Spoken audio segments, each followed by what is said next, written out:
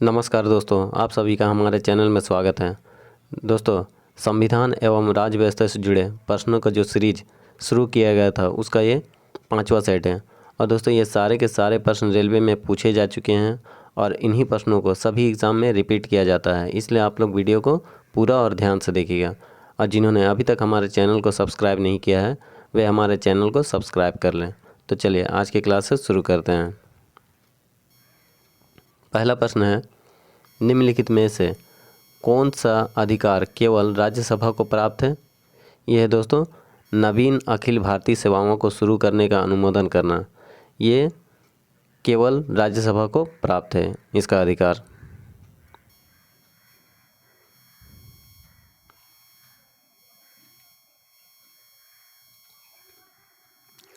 UPSC के प्रमुख कार्य क्या हैं? ये दोस्तों, अखिल भारतीय एवं केंद्रीय सेवाओं में भर्ती के लिए परीक्षाओं का आयोजन करना, असैनिक कर्मचारियों के उन दावों के संबंध में राष्ट्रपति को सलाह देना जो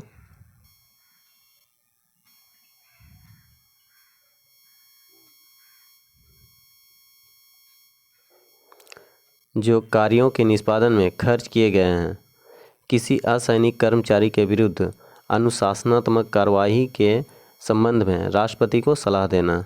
उपरोक्त सभी। तो इसका आंसर होगा दोस्तों उपरोक्त सभी।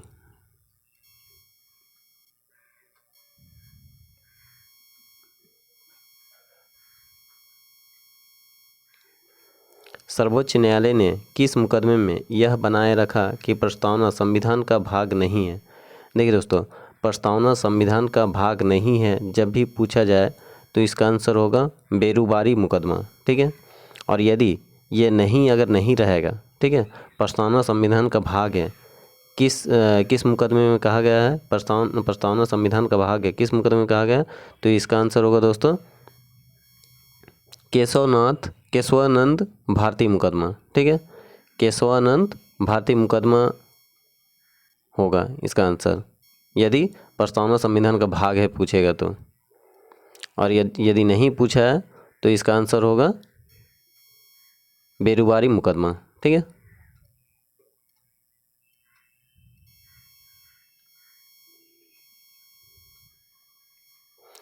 भारत के सर्वोच्च न्यायालय के संबंध में निम्नलिखित में कथनों पर विचार करें। देखिए, इसमें देखना है,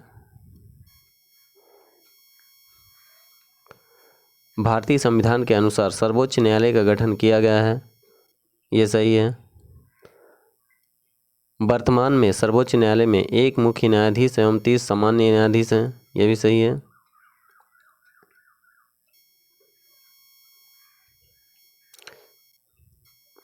सर्वोच्च न्यायालय स्थायी रूप से दिल्ली में स्थित है, परंतु यदि भारत के मुख्य न्यायाधीश चाहे तो भारतीय राष्ट्रपति को सलाह से कहीं और भी इसकी बैठक कर सकता है। ठीक है, कहीं और भी इसकी बैठक कर सकता है। चौथा है दोस्तों, भारत एवं विदेशी देशों के बीच विवादों के ऊपर तक सर्वोच्च न्यायालय के मूल अधिकारों के क्षेत्र फैले हुए हैं, ये गलत है। ठीक है, तो आंसर होगा ABC। देखिए, भारत एवं विदेशी देशों के बीच विवादों के ऊपर तक सर्वोच्च न्यायालय के मूल अधिकारों का क्षेत्र फैले हुए हैं, ये गलत है। सर्वोच्च न्यायालय का जो कार्य है केवल भारत तक ही सीमित है। ठीक है, आंसर हो जाएगा ABC।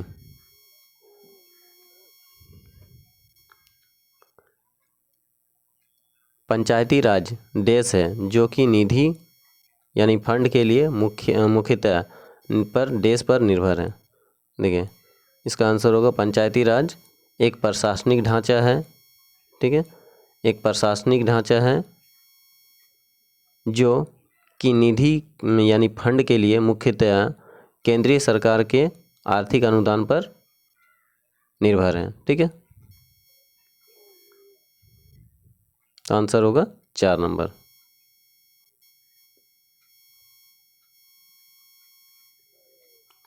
मूलभूत अधिकारों का प्रमुख उद्देश्य क्या है? ये दोस्तों, मूलभूत अधिकारों का प्रमुख उद्देश्य है व्यक्तिगत स्वतंत्रता को सुनिश्चित करना। ठीक है,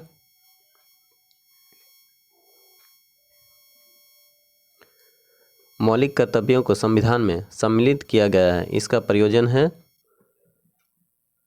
दोस्तों, इसका आंसर होगा मौलिक अधिकारों को और अधिक सार्थक बनाना।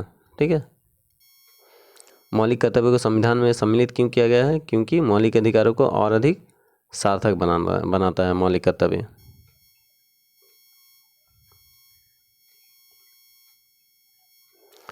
राष्ट्रपति का अभिभाषण तैयार किया जाता है, ये दोस्तों प्रधानमंत्री और उसके मंत्रिमंडल द्वारा।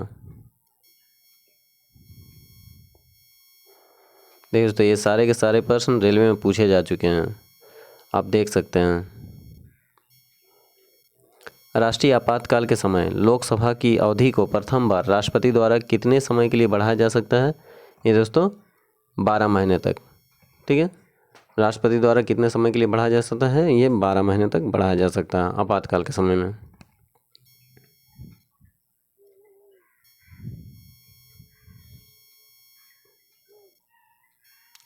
जब ना तो लोकसभा के अध्यक्ष और ना ही उपाध्यक्ष ही उपलब्ध हो तो ऐसी स्थिति में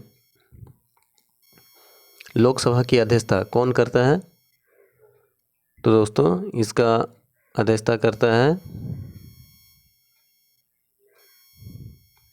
देखिए, जब लोकसभा का अध्यक्ष और उपाध्यक्ष नहीं हो तो ऐसे में लोकसभा अध्यक्ष द्वारा चुने गए पीठासीन अधिकारियों के पैनल का कोई सदस्य इसकी अध्यक्षता करता है। ठीक है,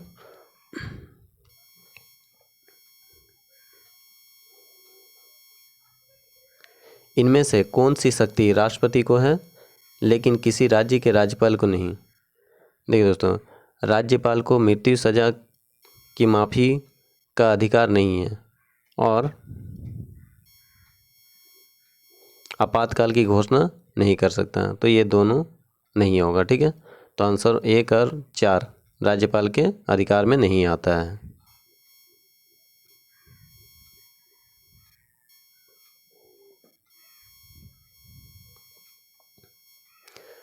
राष्ट्रपति लोकसभा को भंग कर सकता है प्रधानमंत्री की सलाह पर। ठीक है, राष्ट्रपति जब भी लोकसभा भंग करता है वो प्रधानमंत्री की सलाह पर ही करता है।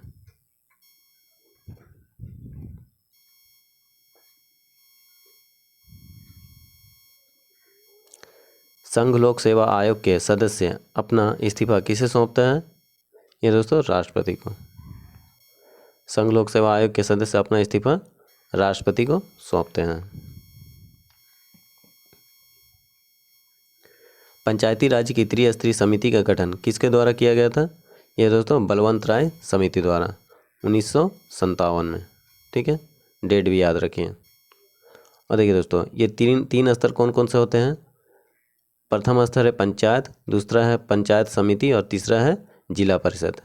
ठीक है,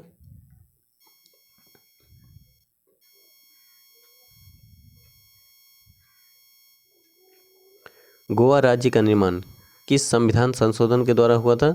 यह दोस्तों 56वां संविधान संशोधन 1987। ठीक है, साल भी याद रखिए, 56वां संविधान संशोधन 1987।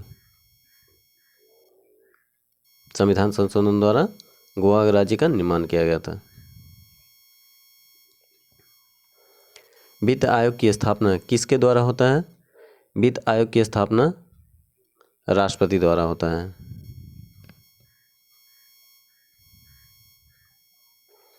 भारतीय प्रशासन पर किस निम्नलिखित तत्व का प्रभाव है? ये दोस्तों संघवाद, संसदीय लोकतंत्र, नियोजन, ये तीनों ही होगा। ठीक है आंसर, तो ये सभी हो आंसर। मौलिक अधिकार को प्रवृत्त कराने के लिए निम्नलिखित रीट में से कौन सी रीट जारी की जा सकती है? यह दोस्तों परमादेश। ठीक है,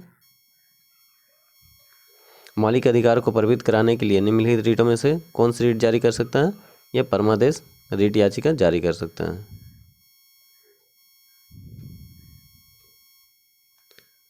दो या अधिक राज्यों एवं संघीय प्रदेश के लिए एक सामान्य उच्च न्यायालय की स्थापना की जा सकती है संसद द्वारा कानून बनाकर।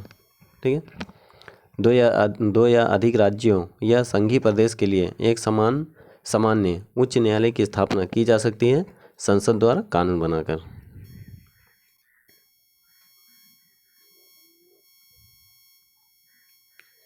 राष्ट्रीय विकास परिषद का सदस्य कौन होता है? ये दोस्तों सभी राज्यों के मुख्यमंत्री, जितने भी राज्य होते हैं उनके मुख्यमंत्री राष्ट्रीय विकास परिषद का सदस्य होता है।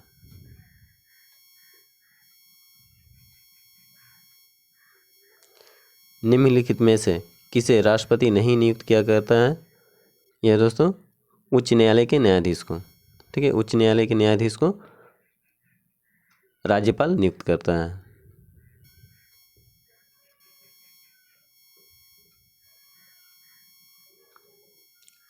निम्नलिखित में से कौन बेमेल है?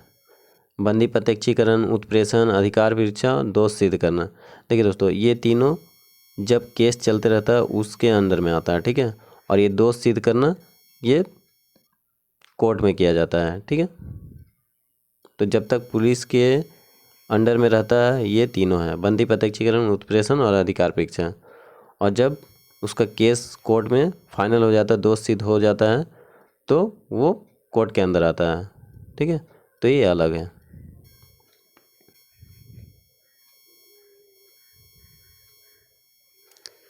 धन विधेयक को प्रावधान संविधान के किस अनुच्छेद में है? ये दोस्तों 110 में, 110 अनुच्छेद में धन विधेयक का प्रावधान किया गया है।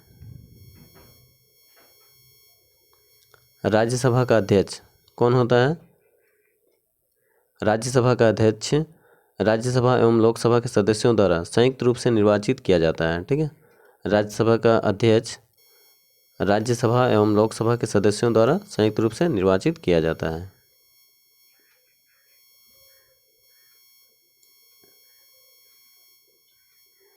संसद या किसी राज्य की विधानसभा कोई स्थान रिक्त घोषित कर सकता है यदि कोई सदस्य सत्र से बिना अनुमति के डेज की अवधि तक अनुपस्थित रहता है।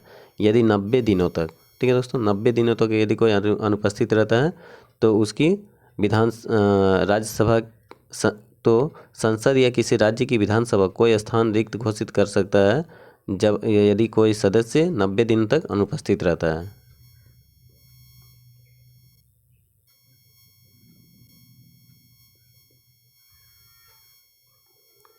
भारतीय संसद के अंग हैं। नहीं दोस्तों, भारतीय संसद के कौन कौन से अंग हैं?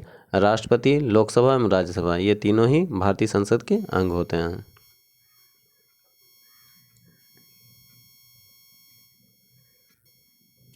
लोकसभा एवं राज्य की विधानसभा के निर्वाचन क्षेत्र का परिसीमन किस अवधि तक नियत कर दिया गया है? यह है दोस्तों 2026 तक।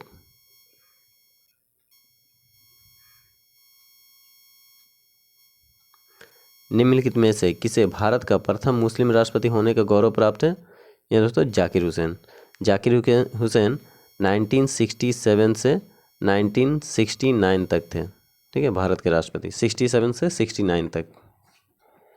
और देखिए दोस्तों, जाकिर हुसैन और फखरुद्दीन अली अहमद ये दोनों ऐसे राष्ट्रपति हैं जिनका कार्यकाल के दौरान ही निधन हो गया था, ठीक है, अपने कार्यकाल के समय में ही इनका निधन हो गया था। तो यह भी प्रश्न पूछा जाता है।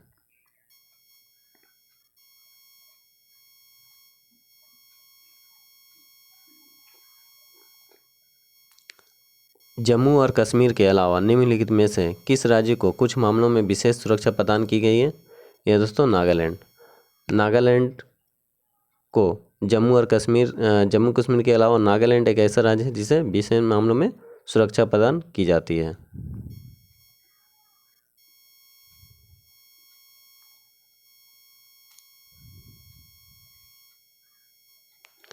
लोकसभा का अध्यक्ष अपने वोट का प्रयोग किस परिस्थिति में ही करता है? देखिए, लोकसभा का अध्यक्ष अपना वोट तब करता है जब किसी भी कोई नियम अगर पास होने वाला रहता है तो उस समय जब वोट बराबर होता है तब लोकसभा अध्यक्ष वोट करता है, ठीक है। तो जब दोनों पक्षों के लिए बराबर वोट पड़े हों, ठीक है, किसी भी कानून बनाने में यदि वोट बराबर पड़ता है तब लोकसभा अध्यक्ष अपना वोट दे सकता है।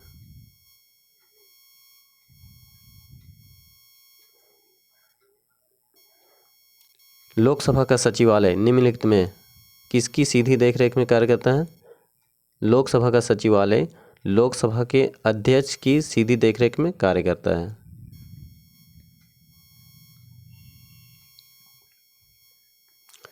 राष्ट्रीय मानवाधिकार आयोग एक्ट 1993 के अनुसार निम्नलिखित में से कौन उसका चेयरमैन बन सकता है? देखिए दोस्तों, राष्ट्रीय मानवाधिकार आयोग ह्यूमन राइट जो आयोग होता है भारत का, 1993 के अनुसार 1993 में कानून बना था, जिसके अनुसार सर्वोच्च न्यायालय को कोई भी रिटायर्ड जज ही इसका अध्यक्ष बनता है या चेयरमैन बनता है। ठीक है, तो इसका आंसर हो जाएगा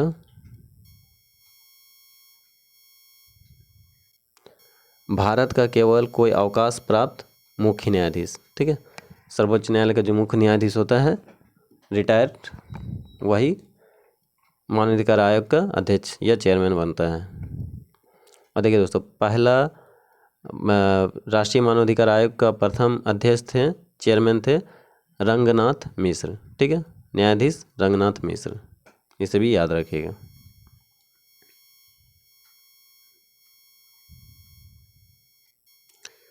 भारतीय संविधान के अंतर्गत निम्नलिखित की सुरक्षा का प्रश्न हो तो अभिव्यक्ति की स्वतंत्रता पर लगाम लगाई जा सकती है। अभिव्यक्ति की स्वतंत्रता पर लगाम कब लगाई जा सकती है? जब देश के प्रभुत्व और एकता के मुद्दे पर, ठीक है, देश के प्रभुत्व और एकता के मुद्दे पर जब प्रश्न आता है तो किसी की भी अभिव्यक्ति की स्वतंत्रता पर लगाम लगाई जा सकती है।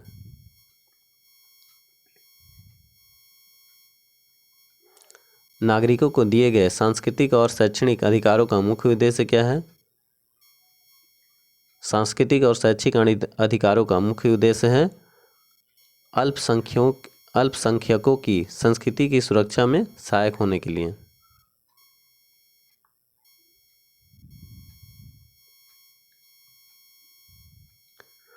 मौलिक अधिकारों के हनन के मुद्दे पर कोई व्यक्ति सीधे सर्वोच्च न्यायालय में निम्नलिखित धारा के अंतर्गत जा सकता है।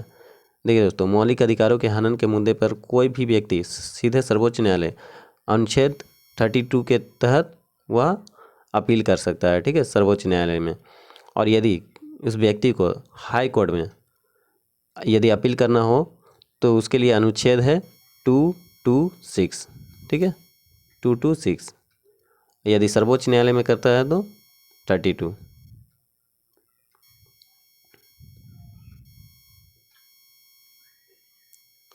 राज्यसभा के सदस्यों का चुनाव कितने वर्ष के अंतराल पर होता है? ये दोस्तों 6 वर्ष के अंतराल पर।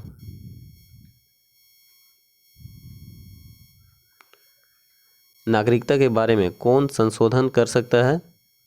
यह दोस्तों संसद नागरिकता के बारे में संशोधन कर सकता है।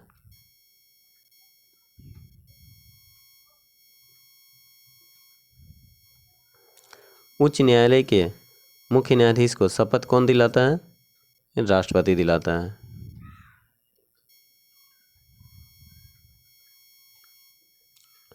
राष्ट्रपति को शपथ कौन दिलाता है?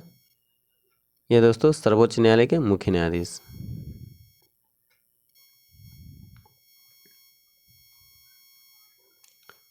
रेलवे किस सूची के अंतर्गत आती है? यह दोस्तों संघ सूची के अंतर्गत।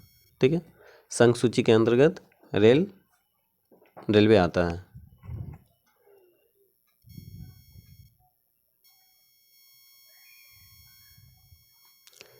शून्यकाल की अवधि होती है।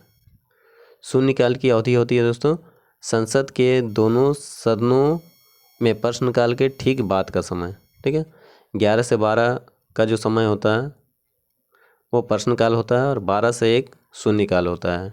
ठीक है,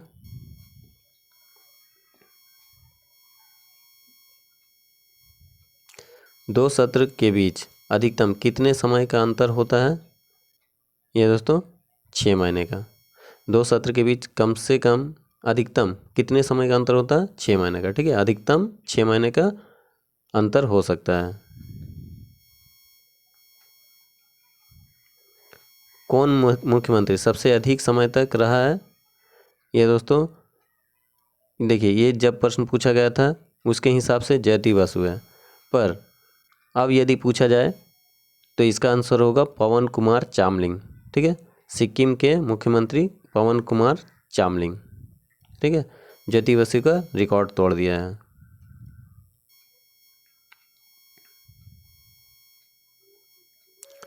छब्बीस जनवरी 1950 को भारत क्या बना था? ये गणतंत्र बन गया था। ठीक है,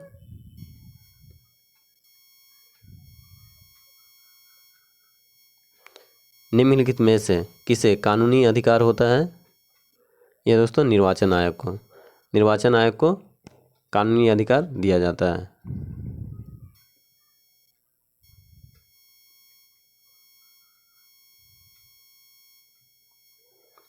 भारतीय संविधान की आत्मा किसे कहते हैं? प्रस्तावना को कहते हैं। ठीक है, प्रस्तावना को भारतीय संविधान की आत्मा कहते हैं।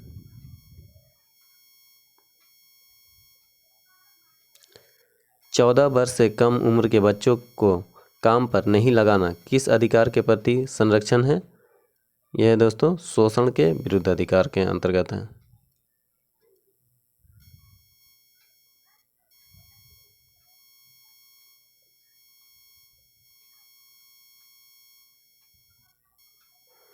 राज्यसभा धन विधेयक को कितने समय तक रोक सकती है? 14 दिनों तक। ठीक है, राज्यसभा धन विधेयक को 14 दिनों तक रोक सकती है।